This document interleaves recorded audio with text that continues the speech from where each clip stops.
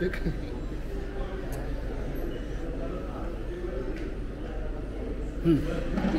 Okay yes चालू केलेलं मी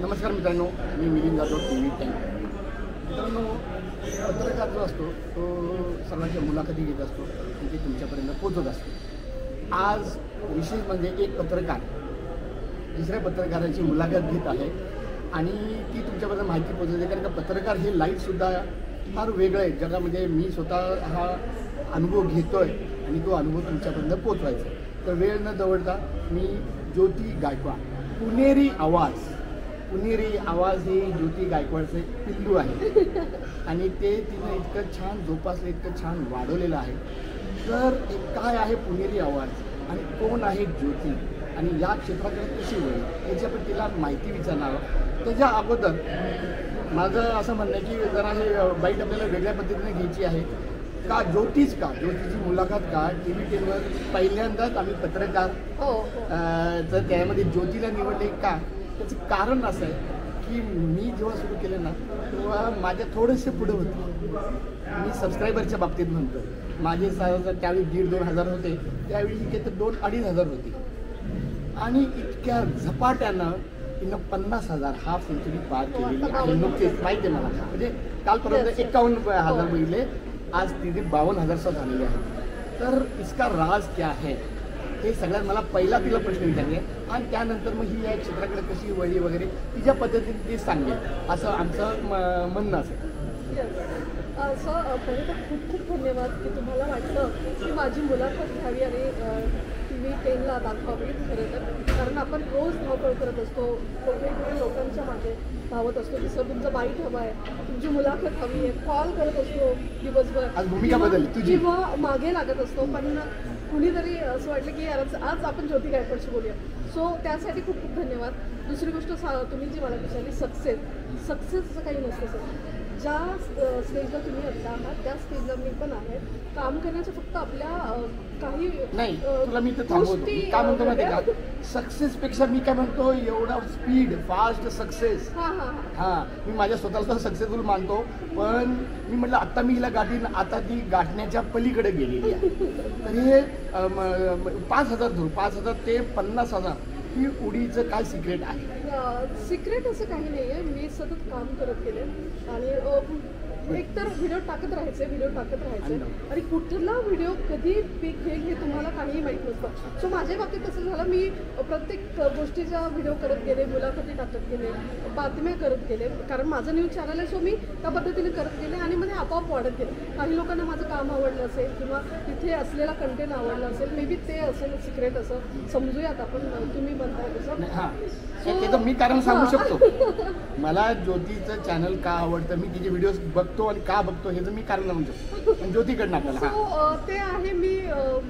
माझी जी बोलण्याची लपक आहे किंवा ती पद्धती आहे लोकांना बोलतं करणं सो तेही लोकांना कदाचित आवडत असेल म्हणून असू शकेल नाही पोटात शिरून बोलते सो ते त्याच्या काही गोष्टी आहेत आणि ह्या गोष्टी मी गेली म्हणजे मी पुण्यात मी काम सुरू केलं 2008ला मी बेसिकली औरंगाबादमध्ये माझी डिग्री कंप्लीट झाली जर्नलिझमची अच्छा हां तू औरंगाबादची प्रॉपरली आणि प्रॉपर पुणेकर नाहीयेस म्हणजे तू पुणेकर मी आता झाली आहे 17 वर्ष झाली आहेत मला सो अगोदर मला यायचं का आपण हे नंतर कंटिन्यू चालेल येस मी फक्त एक बंद करून टाका नाही मित्रांनो ही इंटरव्ह्यू जी आहे ती आम्ही परत कंटिन्यू करणार आहे त्याला जोडून असेल किंवा वेगळी सुरू असेल पण तिची सुरुवात तर मी लवकरच तुमच्या आमच्या चॅनलवरती येणार आहे तुम्ही ते बघा शेवटपर्यंत बघा आणि कॉमेंट्स करा थँक्यू या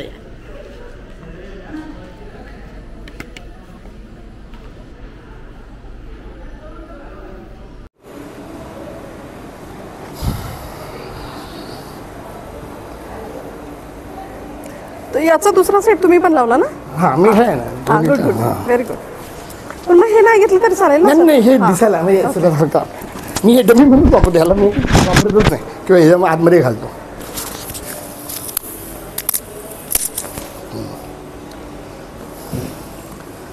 नमस्कार मित्रांनो मी मिलिंद जाधव TV 10 हे भांग कसं आहे की हां मी बघितलंच नाही. ठीक आहे का म्हणजे आम्ही काय थोडे केस वरतून येते. असं आहे. हां बाय भेटूया. बरं बरं थँक्यू. जा स्पंज हो हो मिळतं.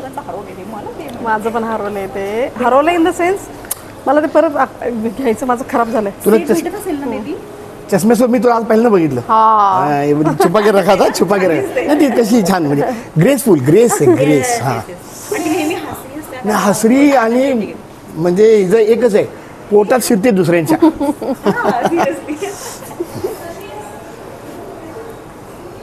नमस्कार मित्रांनो, मी मिलिंद जाधव TV10. मित्रांनो, पत्रकार आम्ही लोक जे आहे आम्ही दुसऱ्यांच्या मुलाखती घेत असतो. आजही मी मुलाखत घेणार आहे, पण मी आज मुलाखत घेणार आहे एका दुसऱ्या पत्रकाराची, ज्योती गायकवाड. पुणेरी आवाज म्हणून तिचं YouTube चॅनल आहे आणि मी आता हे पत्रकारांची मुलाखती घेणार आहे त्यातली ही पहिली आहे. आणि पहिली ह्यासाठी आहे की तिचा जो सबस्क्रायबरचा प्रवास आहे तो माझ्या डोळ्या देखत मी साधारणतः 6-7 महिन्यांमध्ये हा पिरियडमध्ये झालेला आहे. 5,000पासनं ते 50,000 हाफ सेंचुरी ही मोठी म्हणजे तुम्ही कुठल्या यूट्यूबरला विचारलं ना तर ही फार मोठी लीप आहे. आणि हे जर त्यांना हवं असतं त्यांना एक वेळ पैसे नको जेवण नको पण सबस्क्रायबर हवे असतात. तर आज कोण आहे ज्योती गायकवाड आणि काय आहे हे पुणेरी आवाज तिचं पिल्लू याच्याबद्दल तिच्याकडनं आपण माहिती जाणून घेणार आहोत. आणि प्रश्न तर तिला माहीतच आहे पण तुला जे वाटेल ना तू तेही सांगावं कारण लोकांना आपण व्यक्ती ओळख करून देणार आहोत. तर माझा पहिला प्रश्न हाच आहे 5 ते 50 ये जादू आपने कैसी हासिल किया. खरं तर सगळ्यात पहिले खूप खूप अभिनंदन सर, तुम्ही मला बोलवलं आणि तुमच्या चॅनलवरती इंट्रोड्यूस करून देत आहात. तुम्ही माझ्याशी संवाद साधताय कारण तुम्हाला माहिती आहे आपलं जे रोजचं रुटीन आहे खूप बिझी असतं की सकाळपासून संध्याकाळपर्यंत तुम्ही फक्त बातम्या आणि बातम्या कव्हर करत असता.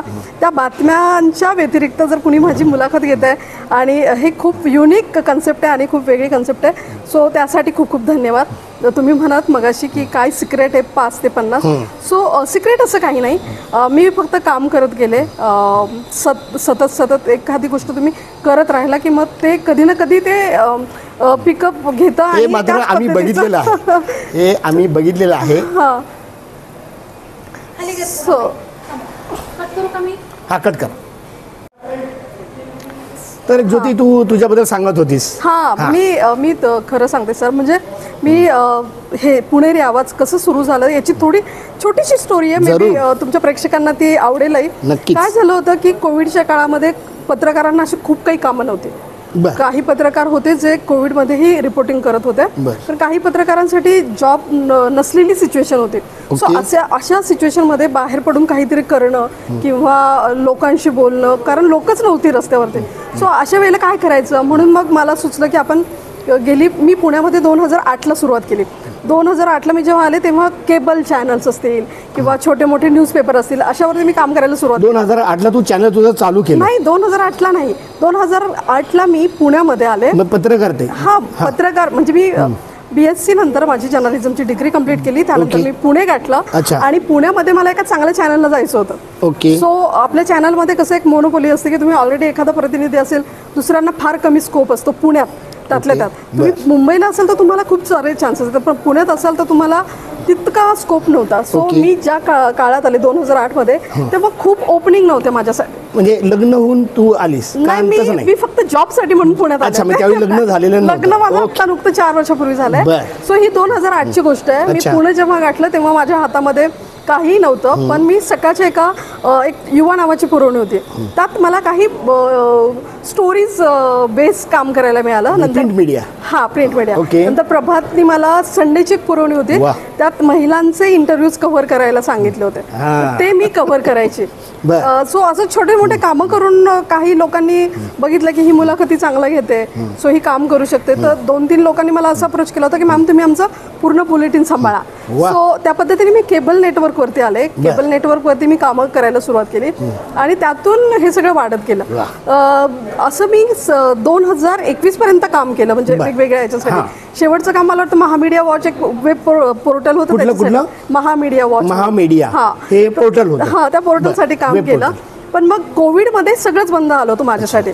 आणि 2021 मध्येच माझं नुकतंच लग्न झालं होतं आणि 2021 मध्येच माझ्या आयुष्यातला म्हणतो ना खूप सारे टर्निंग पॉइंट होते. म्हणजे बाबांचं हॉस्पिटल, बाबा गेले तो काळ, आईची सर्जरी मोठी, आणि मग मी त्यात असं खूप गुंतत गेले. मी म्हटलं आता मी करायचं काय ना ह्यावेळेला, घरी लक्ष देणं होतं आणि जॉब लग्नानंतर झालं. हा, लग्नाच्या नंतर म्हणजे मला वाटतं 3च महिन्यानंतर सगळं सुरू झालं. आणि एप्रिलमध्येच मी माझं चॅनल म्हणजे पुणेरी आवाज सुरू केलं. आता पुणेरी आवाजची स्टोरी अशी आहे की 2008 मध्ये मी ज्या केबल नेटवर्कसाठी काम करत होते तिथे माझं एक छोटंसं सेगमेंट होता 15 मिनिटांचा केबल नेटवर्क. त्याच्यामध्ये मी पुणेकरांच्या बाईट्स घेत होते की व्हिडिओ आहे का? हा, असेल कदाचित. तर पुणेकरांना करंट स्टोरीज वरती काय मत आहे तर मी जाऊन लोकांमध्ये बोलायचे. त्या सेगमेंटचं नाव पुणेरी आवाज होतं. सो सेगमेंटचं नाव पुणेरी आवाज होता. आणि मग मी जेव्हा युट्यूब सुरू केलं तेव्हा मला वाटलं की यार ही माझी सुरुवात होती त्या काळातली. लोकांशी मी त्याने कॉपीराईटचा प्रश्न नाही सेगमेंटचं नाव होतं. सो ते नाव मी कॅच केलं आणि मी त्या नावाने पुणेरी आवाज सुरू केलं. पण पुणेरी आवाज सुरू केलं तर ते काय असं सरळ सुरू नाही झालं.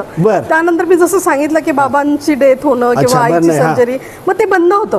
1 वर्षभर तसे बंद होतं. म्हणजे 21ला मी स्टार्ट केलं, चॅनल सुरू केलं आणि परत ते बंद इन द सेन्स मला काम करायला मिळालं. म्हणजे चालू होतं ते, पण त्याला काम देता नाही आलं. बाहेरही लॉकडाऊन होतं. स्टोरीज तुम्ही काय टाकणार ना त्याच्यावरती. बरोबर आहे. आणि मला माझी पर्सनली किंवा कौटुंबिक कारणांमुळे मला खूप काही टाकता येत नव्हतं. पण मी पिकअप जेव्हा घेतलं, म्हणजे जेव्हा मला असं वाटायला लागलं की ठीक आहे आता घरचे प्रॉब्लेम थोडे सॉल्व्ह झालेले आहेत आणि मी आता बाहेर पडू शकते किंवा मला स्टोरीज मिळू शकतात. सो मी छोट्या छोट्या गोष्टी टाकत गेल्या त्याच्यावरती. काही मला वाटलं म्हणजे व्हॅक्सिनेशनची स्टोरी असेल, कोविडच्या संदर्भात तेव्हा अलाउड नव्हतं. मला एक स्ट्राईक पण आला होता कोविडच्या संदर्भात. मी एक बातमी टाकली होती. मी तेव्हा नवीन युट्यूबर होते. मला लवकरच वाईट अनुभव आला. म्हणजे जर तुम्ही युट्यूब सुरू करत असाल तर तुम्हाला त्यांच्या टर्म्स अँड कंडिशन पाळावं लागतं. सो त्या गोष्टीही माझ्यासोबत झाल्या. मग मी छोट्या छोट्या गोष्टी करत गेले की नाही बाबा हे केलं तर राईट कॉपीराईट येतो, ते केलं तर कॉपीराईट येतो, म्युझिक वरती कॉपीराईट, सगळ्या गोष्टी मी शिकले. आणि आणखीन एक महत्वाचं पार्ट अनुभवाने शिकले. सो ते करत गेले. आणि नंतर असं झालं की हो पुणेरी आवाज जरा लोकांना कळायला लागलं की आहे काय. मग लोक बोलवायला लागले की मॅडम तुम्ही आमची स्टोरी करा किंवा तुम्ही आमच्या बातमीला हे करा. मग ते मिळत गेलं आणि तसं ते वाढलं. म्हणजे असं खूप हे नाही, पण एक होतं की जेव्हा तुमचे 10 सबस्क्रायबर असतात आणि जेव्हा तुम्ही 52,000वरती पोहोचता तो आनंद खूप वेगळा, छान वाटतो. आनंद म्हणजे आता माझ्या अंगावर काटा येतोय. तुझ्या हे जे वाढलेलं आहे ना ते नुसतं वाढलेलं नाही, वाढतं सगळ्यांचंच वाढणार आहे.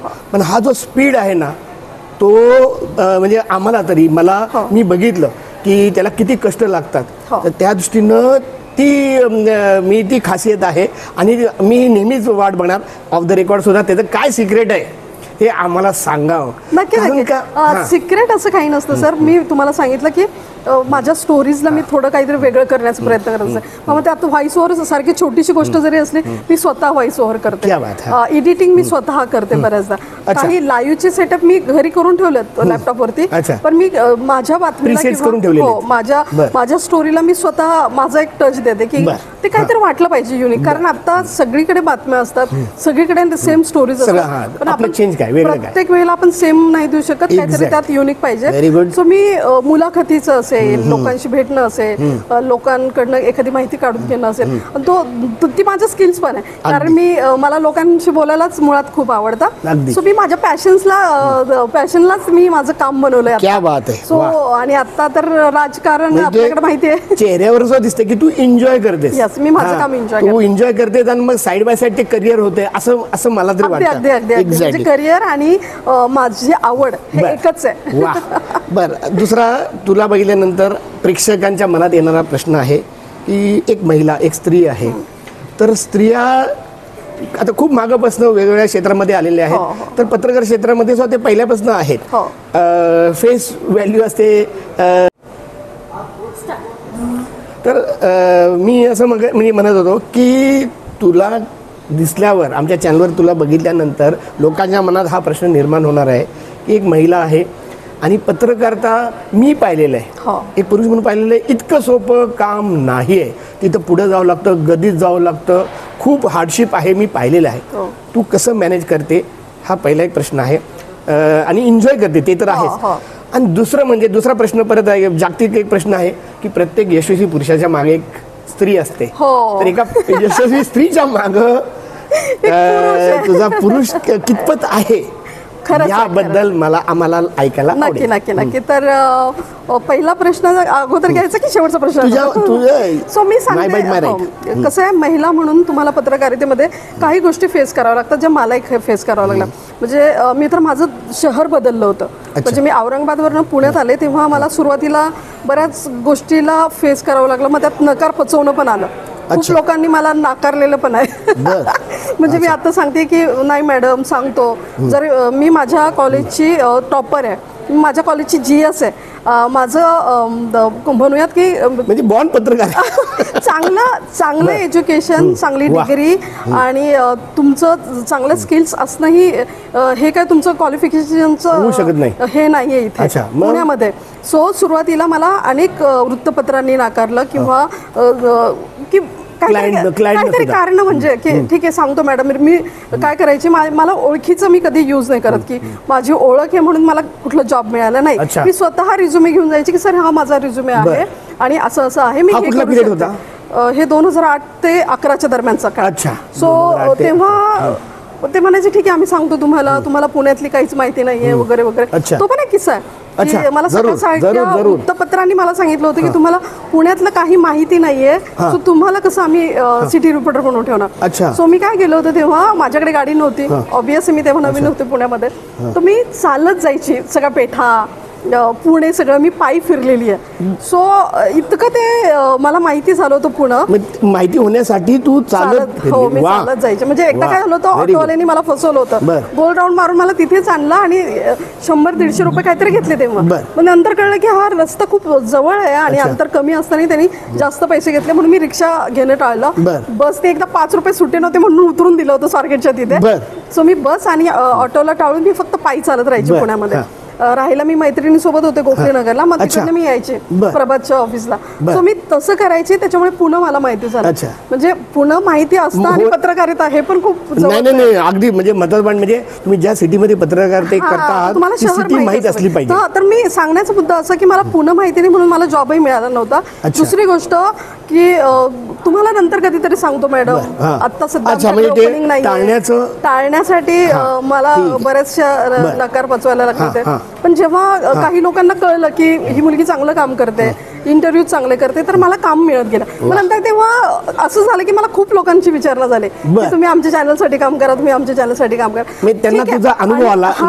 आणि सर आणखीन एक गोष्ट सांगते मी की आपल्या क्षेत्रामध्ये भलेही तुम्हाला पैसा कमी असेल पण काम भरपूर मिळालं आणि तुम्हाला त्या कामातून सॅटिस्फॅक्शन मिळालं. तर इव्हन मी संडेला सुद्धा काम करायचे, PG मध्ये राहायची आणि त्या रूमवरती बसून काय करणार ना, मी संडेला असाइनमेंट कंप्लीट करायची. आणि पुणे हे शहर तुम्हाला असं आहे की दुसऱ्या काही गोष्टी तुमच्या डोक्यात नाही होतात, म्हणजे डिप्रेशन किंवा नैराश्य असं काही नाही. म्हणजे तुम्ही दिवसभर काम करणार, संध्याकाळी तुमच्याकडे बालगंधर्व किंवा यशवंतराव नाट्यगृह अशा ठिकाणी कल्चरल प्रोग्राम तुम्ही मी ते करायचे. इव्हन मी नाट्यशिबिर अटेंड केली त्या काळामध्ये, सुदर्शन रंगमंच वगैरे.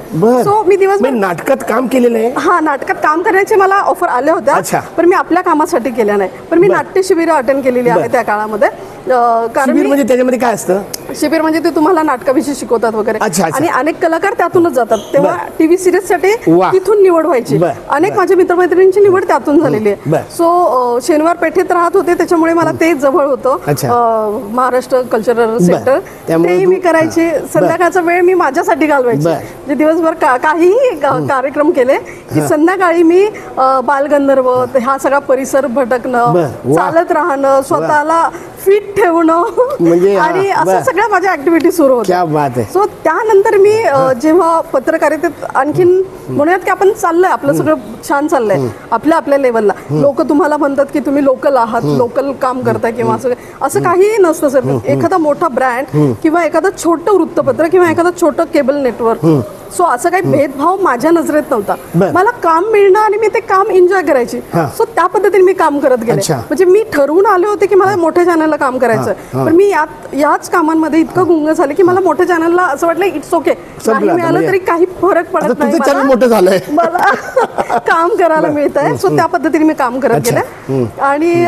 तुम्ही म्हणालात की म्हणतो ना आपण, जसं तुम्ही मला बघताय की यांनी 5,000पासून 50 केलं, ते माझ्यासाठी यश आहे छोटं. पण ह्या छोट्या छोट्या यशापर्यंत पोहोचलं, पण आपल्याला एक हे असतं ना की घर सांभाळा.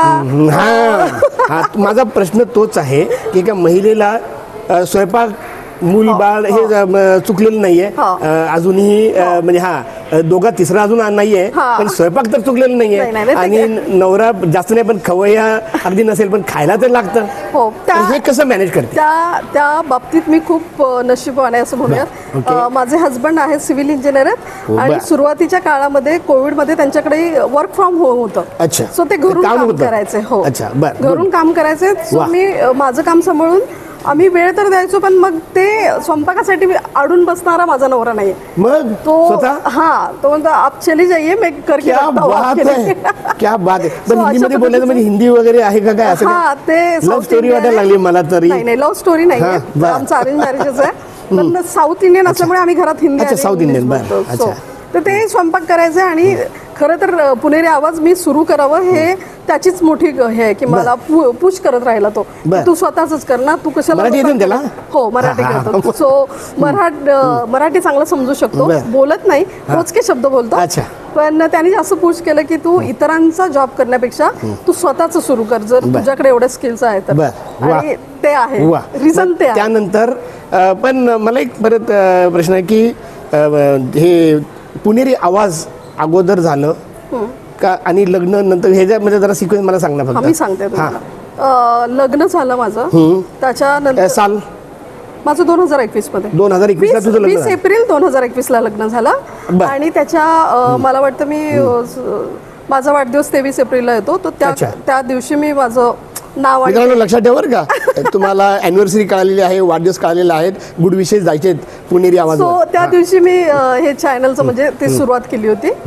आणि असं सगळी स्टोरी आहे. नाही पण म्हणजे तुझ्या चॅनलचं असं मला लक्षात येते की बारसा अगोदर झालं आणि जन्म नंतर झालेला आहे, पण छान आहे. मध्ये काही माझा बॅड पॅच होता, त्यामुळे ते बंद होतं. नाही, बॅड पॅच सगळ्यांना असतो, तो काही विषय नाहीये. आता म्हणजे एवढा गुड पॅच आहे, टचवूड.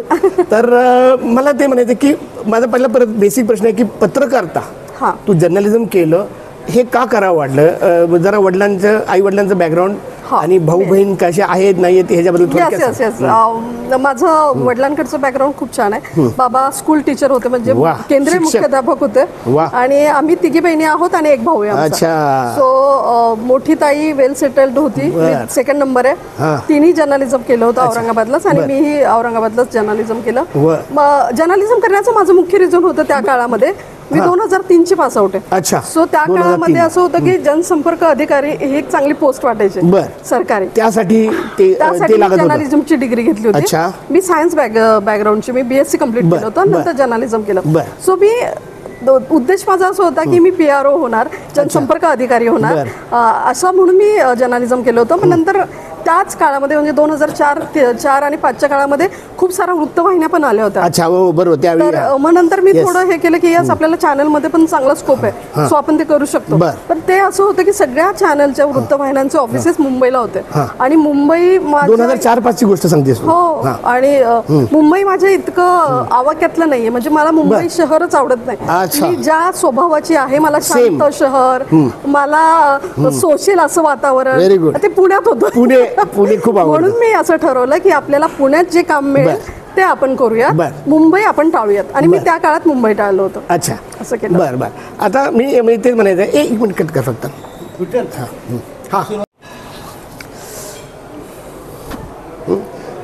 चालू आहे ना? हां, आता तुझ्याबद्दल थोडंसं कळालेलं आहे, बॅकग्राऊंड कळालेलं आहे, तुझे कष्ट मी पाहिलेले आहेत, मी ते सांगणारच आहे लोकांना. मी सुद्धा सांगणार आहे की धडपड आणि सगळ्यात आणखीन एक महत्त्वाचं तुझी क्वालिटी मला सांगायची की जी तुला स्वतःची माहीत नसेल, की एखादी महिला आहे ना, म्हणजे रडणारी महिला नाही आहे, म्हणजे भांडणारी महिला आहे, स्ट्रगल करणारी महिला आहे आणि डॉमिनेशन म्हणजे तुझ्यामध्ये म्हणजे वडील शिक्षण क्षेत्रामध्ये आहे, त्यामुळे सुद्धा असेल कदाचित एक कॉन्फिडन्स प्रचंड आहे. तर मला काय म्हणायचं की ह्या क्षेत्रामध्ये यायला आता तुझी इंटरव्ह्यू झाल्यानंतर बरेच जण उत्सुक असतील, तर त्यांना तू काय सांगशील की एका महिलेनं या क्षेत्रामध्ये येताना काय काय प्रसंगांना तोंड द्यावं लागतं किंवा काय काय चॅलेंजेस असतात, काय त्यांनी करावं, काय पूर्वतयारी करावी आणि काय करू नये ह्याबद्दल सांग. नक्कीच तुझ्या मतात. नक्कीच. तर यूट्यूब हे असं एक माध्यम आहे आपल्याकडे की ज्यांनी म्हणूयात की वृत्तपत्र असतील, मोठे मोठे मीडिया हाऊस असतील, यांची मोनोपोली टाळली आहे असं म्हणूयात आपण. कारण ब्रेक केली, शॅकल ब्रेक केलं. कारण काही लोक, काही ग्रुपची अशी लोक ज्यांच्या ओळखी पुढेपर्यंत अशीच लोक तिथपर्यंत पोहोचत होती. आणि युट्यूबने हे सगळं बायपास केलं, संपून टाकलं. आता एक असा काळ आहे की युट्यूब तुम्हाला कुठेही पोहोचू शकतं. सो तुम्हाला कुणाच्या ओळखीने कुठल्या मीडिया हाऊसला जायची गरज नाही. तुमच्यामध्ये गट्स आहे, कॅलिबर आहे, तर तुम्ही स्वतःच सुरू करू शकता आणि काय तुमचं म्हणणं आहे बाबा त्याला सांगू शकता आणि ते लोकांपर्यंत पोहोचू शकता. नाही, मला म्हणायचे महिला महिलांना यस, मी तुम्हाला सांगते महिलांसाठी आता असं आहे की मी पुणे शहराविषयी बोलते की जेव्हा आम्ही आमच्या स्वतःसाठी काम करतो, लोक ओळखतात, बरोबर आहे अगदी, पण मीडियातलीच काही लोक असतात जी मोठ्या ब्रँडला काम करतायत, मोठं नाही असं, पण ब्रँडला काम करतायत आणि सॅटेलाइटसाठी काम करतायत, छोट्या मोठ्या कुठल्या पण याच्यासाठी काम करत असले तरी इतर ज्या पत्रकार महिला म्हणूयात किंवा इतर पत्रकार लोक म्हणूयात, त्यातले संपादक किंवा असे, तर ते युट्यूबर्सला एक दुय्यम पद्धतीचं वागणूक देतात. ऑन फील्ड म्हणते की तुम्ही जर कुठे गेलात आपला बूम घेऊन आणि तिथे ती लोक आहेत, प्रिंटवाले सुद्धा आणि चॅनलवाले सुद्धा, इलेक्ट्रॉनिक मीडिया चॅनलवाले स्पेशली. सो तुम्हाला ते असं ट्रीट करतात, आले हे मोबाईल वाले, आले हे युट्यूबर्स, सो त्यांचं अगोदर उद्या किंवा यांचं होऊन जातात. म्हणजे माहिती नाही त्यांची काय मानसिकता असेल त्यामागे, पण त्यांना असं काहीतरी दुय्यम लेखणं, त्यांना अपमानित हे करणं. मला असा अनुभव म्हणजे खूप ठिकाणी असं वाटतं की अरे ही लोक जरा हे करतात मोबाईल घेऊन आणि आपण माईक घेऊन गेलो की त्यांना असं वाटतं हा यांचं काय युट्यूबर्स. पण ऍक्च्युली हे त्यांनाही आता त्याचा धोका कळलेला आहे की युट्यूबर्स हे त्यांच्यापेक्षा जास्त रीच करतात. मला वाटतं तुमच्यासारख्या लोकांमुळे मी तरी मित्रांनो, मी स्वतः सांगतो, मी ज्याबरोबर काम करतोय आणि करत आलेलो आहे, मला नाही वाटत की हिला अडवण्याचं धाडस त्या मोठ्या चॅनलवाल्यांमध्ये सुद्धा आहे. ही लीलया त्यांच्यामध्ये फिरताना मी पाहिलेलं आहे. पुढे हे नाही, बरेच माझे मित्रमैत्रिणी जे युट्यूब चालवतात, सो त्यांनाही अगदी म्हणूयात की दुय्यम पद्धती, मग त्यांच्याशी बोलायचंच नाही, आम्ही युट्यूबर्सशी बोलत नाही, अशा पद्धतीचंही पुण्यामध्ये होतं. असं तुला अनुभव आला? मला स्वतःला नाही, पण असं आहे आपल्या फील्डमध्ये की युट्यूबर्सला एक हे समजायचं, बरं सगळी मोठी चॅनल युट्यूबर्स वरतीच येतात. रवीश कुमार सारखे सर आहेत जे खूप चांगलं करतात, ते युट्यूबर, आणि युट्यूब हे चांगलं माध्यम आहे आणि लोकांना त्याचं हे कळायला लागलंय की काय ऍडव्हान्टेज आहे, ताकद कळायला लागली. सो त्याच्यामुळेही असेल एक जेलसी असेल किंवा एक आतली एक म्हणतो ना स्पर्धा, तशी असेल. त्यांच्या लक्षात आलं की हे आपल्याला कुठेतरी संपवत आहेत, थांबवत आहेत, म्हणजे नाही असं म्हणूयात ते प्रस्थापित लोक आहेत ना, त्यांना कुठेतरी युट्यूबने धक्का दिलाय. क्या बात आहे. बरं, माझा एक आणखीन कधीचा प्रश्न असा आहे, युट्यूब आपण म्हणतोय तर कुठेतरी असंही म्हटलं जातं, आपल्याला असं म्हटलं जातं तुम्हाला मान्यता नाही आहे, आपण म्हणजे तू तुझ्या स्वतःला पत्रकार म्हणवतेस का, आणि म्हणजे सर्टिफाईड पत्रकार, याच्याबद्दल तुला काय म्हणायचं? युट्यूबर खरं सांगू का सर, सर्टिफाईड पत्रकार असं काही नसतो. पत्रकार हा आपल्या आतमध्ये असतो. रस्त्याने चालणारा कॉमन मॅन पण पत्रकार आहे. पत्रकार म्हणजे काय की एखादी माहिती, एखादी घटना तुमच्या समोर घडली आहे, ती तुम्ही प्रेक्षकांसमोर, सो त्याच्यामध्ये तुमच्याकडे सर्टिफिकेट आहे किंवा काय हे बघितलं जात नाही. वडिलांकडनं आले का तुझे डेफिनेशन तुझे सगळं तयार आहेत? Sorry please. ते आहे आणि तुम्हाला मान्यता वगैरे नाही, हे चुकीचं स्टेटमेंट आहे असं मी म्हणेल. कारण आपलं राज्य सोडलं तर उत्तर प्रदेश सारख्या राज्यांनी डिजिटल माध्यमांना सरकारी मान्यता दिलेली आहे आणि लवकरच आपल्या राज्यात कुठे म्हणलीस तू? उत्तर प्रदेशमध्ये युट्यूबला मान्यता दिली. योगी आदित्यनाथ मुख्यमंत्री त्यांनी दिली आहे. डिजिटल माध्यमांना सरकारी हे दिली आहे मान्यता आता. सो डिजिटल माध्यम इतर माध्यमांसारखेच नोंदणीकृत असणार आहेत, मान्यता प्राप्त असणार आहे. तुम्ही म्हणताय ते सर्टिफिकेट पण त्यांच्याकडे असणार आहे. सो आपल्याही राज्यात हे काही दिवसानंतर येणार आहे. सो युट्यूबर्सला मान्यता नाही किंवा आम्ही अवैध आहोत वगैरे असं म्हणणंच मुळात चुकीचं आहे. हे खूप इम्पॅक्टफुल माध्यम आहे आणि हे सगळ्यांच्या हातातलं माध्यम आहे. सो आणि मला अभिमान आहे की मी एवढ्या चांगल्या माध्यमासाठी काम करते. नाही वादच नाही. आता म्हणजे काय माहिती का, मी एक त्यामध्ये ॲड करीन आपल्या प्रेक्षकांसाठी. एक तर कदाचित तुला कल्पना करायला माहीत नाही, यूट्यूबला मान्यता मिळावी ह्यासाठी मी चंद्रकांत दादा पाटलांशी स्वतः बोललेलो आहे. माझा जरा सगळ्या मोठ्या चॅनलवाल्याशी, खास करून TV9ची, त्यांच्या बरोबरीनं माझा बऱ्याच वेळा बूम असतं आहे. तर एका चंद्रकांत दादा पाटलांनी सगळ्यांसाठी ठेवलं होतं, तर आम्हाला मान्यता मिळवून द्या याच्यावर आम्ही त्यांना म्हणलं होतं. पण नंतर तू म्हणतेस तेच आहे की माझं म्हणणं असं की आम्हाला मान्यतेची गरजच नाही आहे, मान्यतेची गरज नाही आहे. आणि आपल्याला बोलवलं जातं. आता हे पिक्चरवाल्याने त्यांनी कुठे मान्यता हे केली आहे? मान्यता नाही सर. कसं तुम्ही काम कसं करता ना, तुम्ही चांगलं काम दिलं तर तुम्हाला बोलवलं जाईल. तुमच्या प्लॅटफॉर्मवरती दाखवायचं ना त्यांना. समोरची एखादी व्यक्ती आहे, त्यांना प्रसिद्धी हवी आहे, तुमचा प्लॅटफॉर्म चांगलं लोकांपर्यंत पोहोचवतोय, सो तुम्ही मान्यता प्राप्तच झालात ना त्यांच्यासाठी. अगदी. कारण माध्यमांचं काम काय आहे, माहिती लोकांपर्यंत पोहोचवणं. सेम आपण तेच करतो. नाही, तुझी तर मान्यता आता अशी आहे 50,000, कळते का मित्रांनो, 50,000 प्लस आणि स्टील ग्रोईंग. 1 लाखाला काहीतरी ते हे मिळतं, कुठेतरी सिल्वर बटन मिळतं वगैरे. तर त्याची स्वप्न पडायला सुरुवात झाली असेल, काय हरकत नाही. आणि लवकरच आम्ही बघूच ते. बरं, मला आता तरीचा विषय, ज्योती गायकवाड म्हटलं तर मी तिच्या इंटरव्ह्यू घेण्याची पद्धत पाहिलेली आहे. तर ह्या प्रकारासाठी तू काही तयारी करतेस का?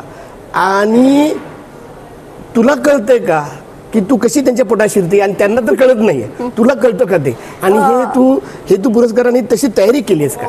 सर खरं सांगू का, जेव्हा जर्नलिझम पास आउट झाले तेव्हा तर आपल्याला पुस्तकी ज्ञान असतं. बरोबर. ते ज्ञान कुठेही उपयोगी पडत नाही.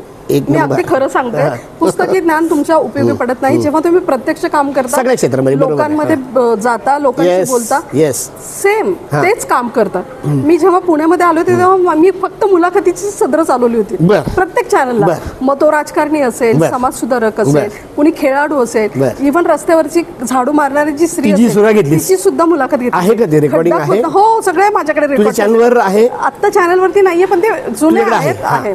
सो माझ्या सोशल मीडिया हँडलवरती हे तुम्हाला सापडेल. म्हणजे मी तेव्हा असं म्हणायची की जेवढा कॉमन सर्वसामान्य माणूस आहे त्याला प्रसिद्धी आपण दिली. त्याच्या समस्या काय? आता मोठी चॅनल एखाद्या उद्योगपतीला दाखवेल किंवा एखाद्या मोठ्या शेतकऱ्याला दाखवेल, पण जो शेतात काम करतोय प्रत्यक्ष 500 रुपये मजुरीवरती किंवा त्याला मिळत मी पत्रकारितेत मुळात त्याच उद्देशाने आले होते की ज्या लोकांना प्रसिद्धी मिळत नाही ना, अशा लोकांकडे आपण जाऊयात. नाही, पण तुला असं कधी वाटलं नाही का की प्रसिद्धी लोकांची मुलाखत घेऊन आपण प्रसिद्ध होतो? नाही. मग अशा लोकांची घेऊन म्हणजे आपल्याला आपलं नाव हेच होणार आहे का? नाही, असं नाही वाटलं. मी पर्सनली तसा विचार नाही करत. मी म्हणते माझ्याकडे एखादं माध्यम मी डेव्हलप केलंय, तर त्याच्यावरती मी अशा लोकांना दाखवलं पाहिजे की ज्यांना खरंच प्रसिद्धी माध्यमांपासून ते खूप दूर आहे, म्हणजे कधी प्रसिद्धी माध्यम तिथे पोहोचलेलंच नाहीये. सो त्यासाठी मी हे पुणेरी आवाज डेव्हलप केलं होतं माझं खरं तर. आणि मला वाटतं की मी बऱ्याचशा याच्यात सक्सेस झाली आहे. मी अशा काही स्टोरीज केल्या आहेत की जिथे दुसरे माध्यम पोहोचले नाही पण मी पोहोचले. क्या बात आहे. मला मित्रांनो, तुम्ही माझं चॅनल माझंही बघितलं असेल TV10, बऱ्याचशा ठिकाणी ज्योती आपण इतकं सिमिलर चाललेलं आहे. आपली भेट नंतर झाली, त्याच्या अगोदर मी काम करत होतो. तूही मला बऱ्याच वेळा माझी धडपडीबद्दल म्हणलेली आहेस. ठीक आहे, पण म्हणजे मी जरा अनुभव असल्यामुळे ते करत होतो. आणि म्हणजे तू स्वतःच्या आनंदासाठी मुलाखत घेत होती, तुला स्वतःचं समाधान वाटतं. एखादी मुलाखत घेतल्यानंतर त्याला किती व्ह्यूज मिळतील वगैरे हा विचार हा विचार मी अजूनही करत नाही सर. तुम्हाला माहितीये, एखादा इंटरव्ह्यू करते ना तर कसं आहे, मला मुळात आवडतं माणसांशी बोलायला. म्हणजे जसं आपण पुस्तक वाचतो तसं माणसांनाही वाचता येतं मला. तर एखादं आता काय आहे, माणसं वाचता येतात असं म्हणलेली आहे माझ्या सहित. एखाद्या माणसाची काय स्टोरी आहे, एखाद्या माणसाला काय वाटतंय, काय त्याच्या समस्या, ते हे मला मुळातच काढून घ्यायला आवडतं किंवा बोलायला आवडतं. सो मग तो इंटरव्ह्यू कसा होतो, जसं आपण एखादे गावाकडे नाही का 2 बायका बसल्यात किंवा 2 माणसं बसलीत की अरे बाबा काय चाललंय तुझं, या पद्धतीने जेव्हा तुम्ही नॉर्मली बोलतात आणि विसरता की समोर कॅमेरा, जेव्हा तुम्ही समोर असं मुलाखत घेणाऱ्याने जर विसरलं ना की आपल्या समोर कॅमेरा आहे तर ही मुलाखत किंवा त्या माणसाशी बोलणं, आपलेपणाने बोलणं, म्हणजे समोर जो बसलाय की त्याला काहीतरी प्रॉब्लेम म्हणून तो तुमच्याशी बोलतोय. सो कॅमेरा विसरा, माईक विसरा आणि त्या माणसाशी आपलेपणाने बोला. क्या बात आहे. ती मुलाखत ती खरी. सक्सेसफुल होते, खरी होते, लोकांनाही पटते. आणि मुळात माझा एक आणखी एक फंड आहे की मी दिखाऊपणा नाही करत माझ्या कुठल्या व्हिडिओमध्ये. जे नॅचरल आहे ते पोहोचू देत ना. म्हणजे तू इतके मुद्दे परफेक्ट सांगतेस एकदम. म्हणजे आज माझी ही गुरु भगिनी तर नाही तो मुद्दा माझ्या लक्षात आला. माझं काय म्हणायचं आहे की हे तुझ्यात उपजत होतं का आणि का तू म्हणजे ते अक्वायर केलंस ह्याच्याबद्दल? असं नाही सर, मला आता ह्या क्षेत्रामध्ये 17 वर्ष होतात. सो 17 वर्षामध्ये मी काही गोष्टी शिकली की आपल्याला कुठे काय बोललं नाही पाहिजे आणि कुठं बोललं गेलं पाहिजे. सो तुम्ही माणसं बघत जातात आणि आपलं हे एकमेव असं क्षेत्र आहे जिथे तुमचा रोज माणसांशी संपर्क होतो. रोज नवीन माणसं असतात, रोज नवीन माणूस, काम करणारे काही लोक सोबतचे असतातच, तर रोज नवीन प्रेस कॉन्फरन्स, रोज नवीन लोक आहेत. आणि अशा लोकांसमोर तुम्ही कसं फेस करता, कसं बोलता, त्यांच्याशी कसं डील करता, ह्या गोष्टी तुम्हाला यायला लागतात, शिकायला लागतात. आणि ते होत गेलं माझ्यासोबत. आणि आता मलाही खरंच हे छान वाटतं की मी एखाद्या माणसासोबत चांगलं बोलू शकते, फ्रँकली बोलू शकते. इव्हन माझे कितीतरी इंटरव्ह्यू झालेत, त्या महिलांनी स्वतः सांगितलं. तू इंटरव्ह्यू घेतलेली का तुझे इंटरव्ह्यू? नाही नाही नाही, मी घेतलेले मी बोलते. तर ते मला नंतर सांगतात की अगं मी तर कधीच मीडिया समोर बोलत नाही, पण तू मला बोलतं केलंस. पण म्हटलं मी मीडिया म्हणून बोलत नव्हते तुमच्यासोबत, एक माणूस म्हणून बोलत होते आणि म्हणून तुम्ही बोललात माझ्यासोबत. क्या बात आहे. मी तुझी काल परवाची एक म्हणजे मुलाखत घेतलेली बघितली, ती काहीतरी लहान मुलांचे पुस्तक लिहिलेलं असं काहीतरी, त्या लेखिका होत्या, मूंग मांगली का असं काहीतरी ते नाव होतं, मला एक्झॅक्टली माहित नाही. तर ती तेच म्हणली की मला उलट मोठ्यांशी बोलायची सवय नाहीये, मला लहानाची सवय. बरं, आता एक 2 प्रश्न आहेत माझे की तुला स्वतःला एक पत्रकार म्हणून कसं वाटतं एकतर, आणि आत्ताची पत्रकाराची जी पोझिशन आहे, पत्रकार हा एक असा प्राणी झालेला आहे की त्याला पोलीस सुद्धा घाबरतात, गुंडही घाबरतात आणि पॉलिटिशियनही घाबरतात, त्यांना सगळे सिक्रेट्स माहीत असतात. तुला पत्रकार हे पदवी स्वतःला लावून घेणं कसं वाटतं असं मला विचारायचं आहे. आणि दुसरा प्रश्न ह्याला जोडून असा आहे की जर एवढं पॉवर मिळत आहे तर तुला असं वाटतं का की कुठं आपण ॲरोगंट सुद्धा होऊ शकतो, असं वाटतं का? म्हणजे असं होऊ शकतो. आणि तुझा स्वतःबद्दल अनुभव कसं आहे सर, तुम्ही जे प्रश्न विचारले ना त्याचं मी एकच उत्तर सांगेल की हे तुमच्यावरती अवलंबून आहे की मी स्वतःला काय समजते. माझ्या डोक्यात हवा गेली आणि की मला माझ्या हातात पॉवर आहे आणि मी कसंही वापरायला गेले तर त्या नंतर मला कुणी विचारणार नाही. सो तुम्हाला तुमचं एक इमेज जी तयार केली ती मेंटेन ठेवावी लागते, सगळी कोलॅप्स होईल, नाही ठेवावी लागते तुमच्या वागण्यातून, तुमच्या बोलण्यातून, तुम्ही जे काम करताय त्याच्यातून. सो मी असं नाही म्हणत की मी पत्रकार आहे म्हणून मी काहीही करेल, आणि मी माझ्या अनेक सहकाऱ्यांनाही सांगेल की पत्रकार आहे म्हणून काहीही नाही करू शकत तुम्ही. सो तुम्हाला वाटतंय की ही चुकीची माहिती किंवा ही चांगली माहिती, आपण फक्त एक माध्यम आहोत, म्हणजे आपण जज नाही आहोत कुणाला काही चांगलं वाईट ठरवण्याचं. तुम्ही ही माहिती आहे आणि ही पोहोचवणं एवढंच आपलं काम आहे. सो तेच मी करते, म्हणजे मी काही खूप वेगळी अशी नाही. नाही वेगळी नाही, म्हणजे मी ते पत्रकार म्हटलं, पण मला आय गॉट द आन्सर. आता एक बरेच माहिती तर मिळाली सिरियसलीचा, एक मज्जा म्हणून एखादा फसलेला इंटरव्ह्यू किंवा एखादी घटना कुठलीही मज्जा म्हणून आपल्या प्रेक्षक फसलेले इंटरव्ह्यू फक्त हे सांगेल आत्ताच सांगते डिजिटल माध्यमामध्ये काय होतं की बऱ्याच वेळेला तुम्हाला ऑन फील्ड माणसं नसतात अवेलेबल कॅमेरा करायला. बरं तुम्ही स्वतःच सगळं करताय, आता माझ्याकडे माणूस नाहीये कॅमेरा करायला. सो मी बऱ्याच वेळेला मित्रमैत्रिणी म्हणते की तू कर किंवा तू घे. आता आपल्याकडे निवडणुकीचं वारं आहे, बऱ्याच वेळेला मी नॉर्मल कुणी माणूस दिसला की दादा माझा कॅमेरा कर असं मी करते. पण ह्या वेळेला काय होतं, असं जर तुम्ही रॅन्डमली काम करत गेलं की तुमचं टेक्निकल इश्यूज होतात, जसं की आवाज नाही येणं, कॅमेरा हलणं, मग तो अख्खा इंटरव्ह्यू तुम्ही जी 15-20 मिनिटं मेहनत केलेली असते ती वाया जाते. झालेलं आहे माझ्यासोबत झालेलं आहे. एखाद्या मोठ्या कुठल्या व्यक्तीचं नाही, व्यक्ती असं नाही, पण बऱ्याच वेळेला आम्ही बाईट करतो त्याचा आवाज गेलेला असतो किंवा खूप चांगली फ्रेम लागली आहे आणि चांगला इंटरव्ह्यू झालाय, पूर्ण 15 मिनिटं तुम्ही बोलला, जाऊन कळलं की अरे तो गेलेला नाहीये. सो मी आता टेक्निकली थोडं स्वतःला अवेअर ठेवण्याचा प्रयत्न करते, सगळ्या गोष्टी अप टू डेट आहे का बघण्याचा प्रयत्न करते. आणि मी माझ्या युट्यूबर्सला, येणाऱ्या युट्यूबर्सलाही सांगते की हे सगळं असला पाहिजे, तुमचा माईक चांगला असला पाहिजे, कॅमेरा खूप चांगला असला पाहिजे. कॅमेरा करणारा नसेल पण स्वतः करत असाल तर तुमच्याकडे स्टँड असलं पाहिजे. काय बेसिक गोष्टी असल्या की तुम्ही चांगले युट्यूबर्स बनवू शकता. अच्छा, आता तू मगाशी म्हटल्याप्रमाणे युट्यूबर्सला सजेशन आपल्याला द्यायचंच आहे, लोकांना या क्षेत्रामध्ये आपण बोलवायचं आहे. मग ते व्लॉगर असू दे नाहीतर पत्रकार असू दे, त्याला म्हणजे इन्स्ट्रुमेंट वाईज मिनिमम काय लागू शकतं ते असायला पाहिजे ते एक सांगतो. आणि सॉफ्टवेअर, याच्यामध्ये सॉफ्टवेअर लागतात.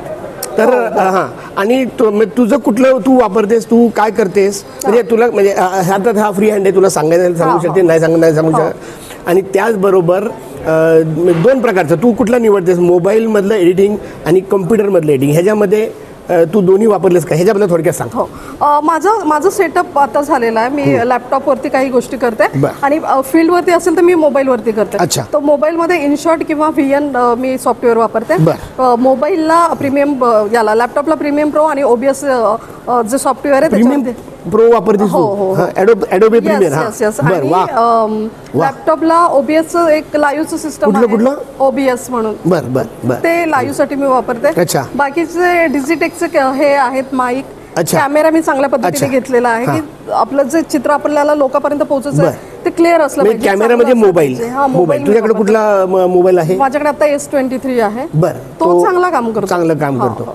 त्याचं म्हणजे क्लिअरिटी मध्ये ते काय 2K 5K 4K तुझं काय वापरतेस तू? मला एक्झॅक्ट आता सांगता येणार नाही, पण चांगली क्वालिटी आहे.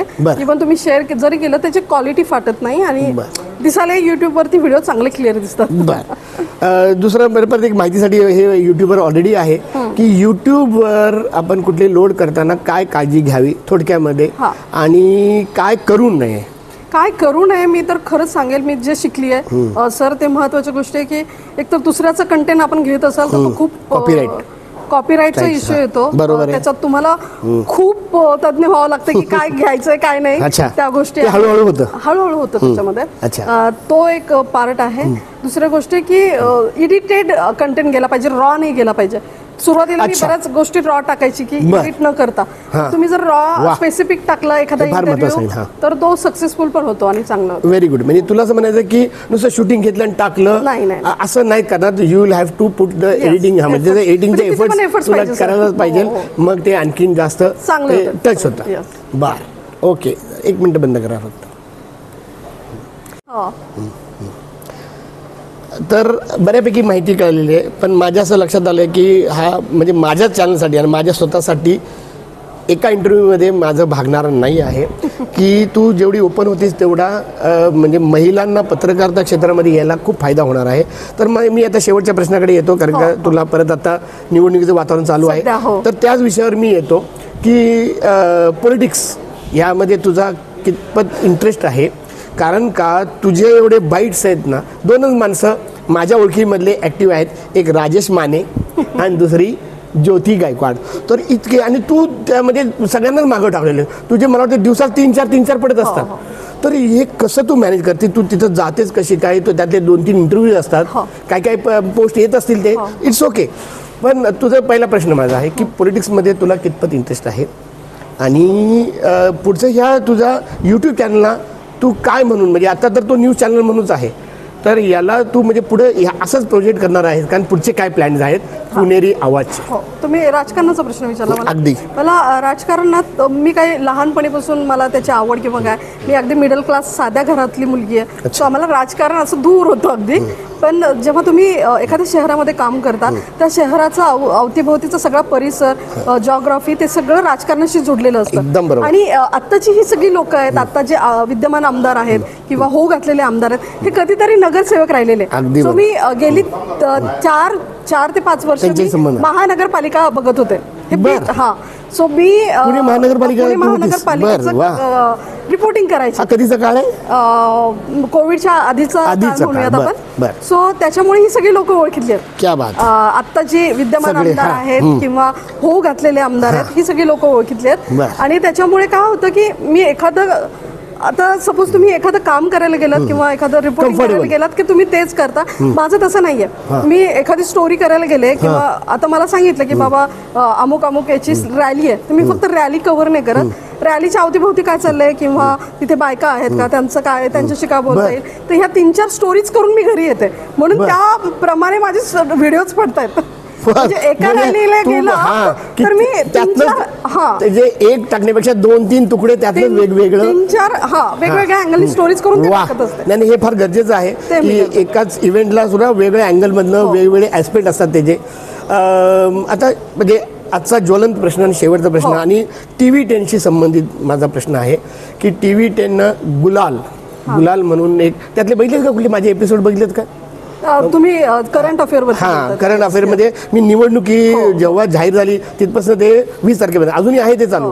त्याचा आताच मी सकाळी येताना 12वा एपिसोड अपलोड करून आलेलो आहे. 12वा एपिसोड. Good sir, good. तर ते प्लीज, म्हणजे तू बघितलं नसेल तर मला तुझा रिव्ह्यूही हवा आहे. तर तो कसा माहिती का, गुलाल, तर गुलाल उधळला जाणार आहे, तर त्या निमित्ताने काय जे बातम्या आहेत ना त्याच्यापेक्षा मी माझं काय आणखीन वेगळा व्ह्यू देऊ शकतोय हे द्यायचा प्रयत्न केला आहे. तर त्यात तुझा व्ह्यू मला जाणून घ्यायचा आहे. महाविकास आघाडी का महायुती?